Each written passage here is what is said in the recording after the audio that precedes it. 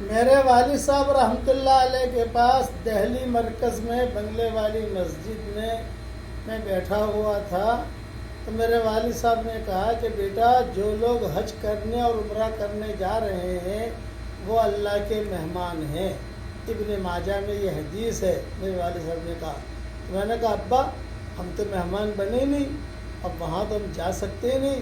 تو ابا نے کہا نہیں بیٹا، دل چھوٹا نہیں کرنے کا، ہم بنگلے والی مسجد میں بیٹھے ہیں، ہم بھی اللہ کے مہمان ہیں، مسجد میں بھی آپ رہو گے تو اللہ کے مہمان بن گئے۔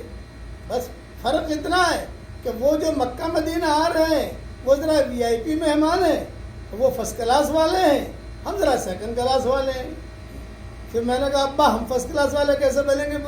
تو ابا نے کہا بیٹا فرسٹ کلاس اور سیکنڈ کلاس کا ٹینشن مت لے، اللہ کے یہاں تو اخلاص دیکھا جاتا ہے، اللہ کے یہاں اخلاص دیکھا جاتا ہے۔ یہ ان کا اسٹائل تھا کہنے کا، بیٹا اللہ کے یہاں تو اخلاص دیکھا جاتا ہے، اس لیے اللہ تعالیٰ کے مہمان بنیے لیکن اخلاص کے ساتھ۔ اللہ تعالیٰ ہم سب کو، پوری امت کو حج کرنے کی توفیق عطا فرمائے اور عمرہ کرنے کی توفیق عطا فرمائے اور سب کے لیے آسانیاں پیدا فرمائے، آمین۔